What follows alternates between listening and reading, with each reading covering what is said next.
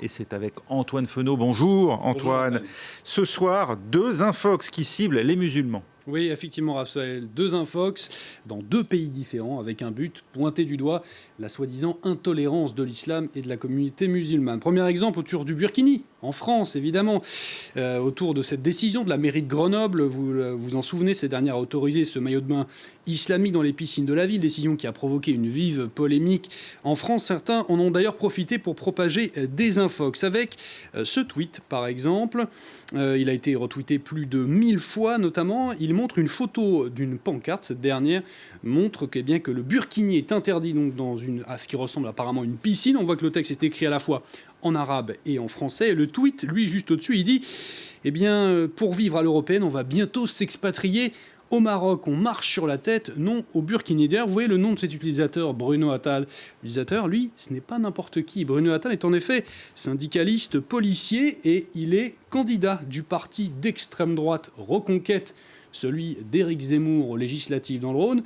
A noter d'ailleurs que cette photo que je vous ai montrée a été largement partagée et reprise par les sympathisants de ce parti. Donc Raphaël. Voilà pour le contexte. Dans les faits, le Maroc interdit-il ou non le burkini ? Eh bien non, et pour retrouver l'origine de cette photo, comme d'habitude, il suffit de procéder à une simple recherche d'images inversées. Dans ce cas-là, si on fait ça, on retombe sur plusieurs articles illustrés avec cette photo, notamment celui-ci que j'ai choisi pour vous de la presse marocaine qui nous donne le fin mot de l'histoire.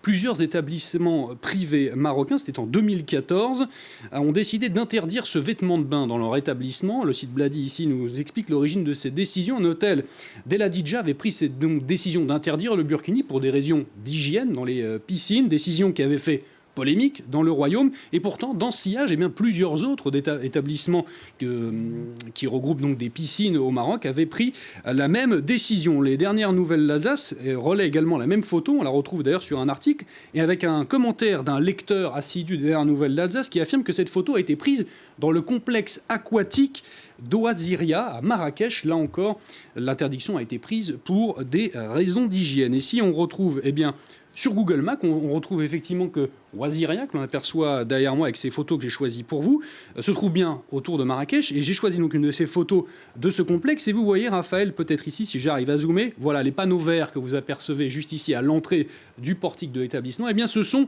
les mêmes, un des extraits de cette photo que l'on a pu voir avec cette interdiction du burkini. Et pour en être totalement sûr, si on se rend sur le site de cet établissement, donc le Oaziria de Marrakech, et sur la foire aux questions que proposent beaucoup de sites internet, eh bien, il y a un paragraphe qui pose la question: le burkini est-il autorisé ? Eh bien non, le burkini n'est pas autorisé au sein de l'établissement pour des raisons d'hygiène et de sécurité. Donc en conclusion, vous le voyez, Raphaël, pas d'interdiction du burkini au Maroc, en tout cas pas générale et pas décidée par le Royaume du Maroc, mais des interdictions dans certains lieux privés avec à la clé une instrumentalisation par l'extrême droite française. La communauté musulmane ciblée en France donc, mais c'est aussi le cas ailleurs dans le monde. Oui, absolument, et tristement, notamment en Inde, le parti au pouvoir, vous le savez, de Narendra Modi a fait du nationalisme hindou une doctrine avec des conséquences dramatiques pour les musulmans du pays. En 2020, souvenez-vous, l'adoption d'une loi sur la nationalité avait déclenché des violences contre cette communauté. Et sur Twitter, récemment, certains Indiens, notamment, ciblent la communauté musulmane à coup d'infox. Exemple avec cette vidéo relayée que je ne vais pas vous jouer par un utilisateur indien. L'extrait est assez insoutenable. La femme que vous voyez ici à terre se fait tabasser, il faut bien le dire, par un homme de manière assez atroce. L'utilisateur, lui, l'affirme. Il s'agit aux États-Unis d'une femme musulmane frappée par son frère parce qu'elle veut sortir avec un nom musulman. La vérité, vous en doutez, est loin de cette affirmation. Avec là encore une simple recherche d'images inversées, on retrouve l'origine de cette vidéo, cette fois sur un site d'un média pro-gouvernemental russe, un article daté du 5 juillet 2021, on le voit ici. Ce dernier nous apprend que le drame en question ne s'est pas déroulé aux États-Unis, mais en Russie, à Krasnodar. Elle se déroule dans la communauté gitane. La jeune femme avait effectivement rencontré un homme ukrainien sur Internet.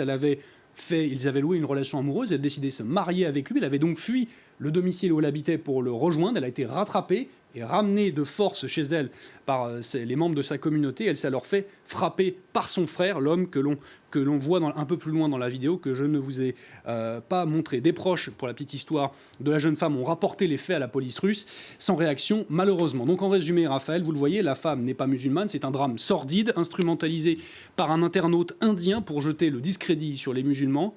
2 infox, 2 cibles, les musulmans et la vérité, comme souvent. Merci Antoine Fenot, c'était Info Intox avec Antoine. On se retrouve dans moins de 5 minutes. Restez avec nous dans Paris Direct.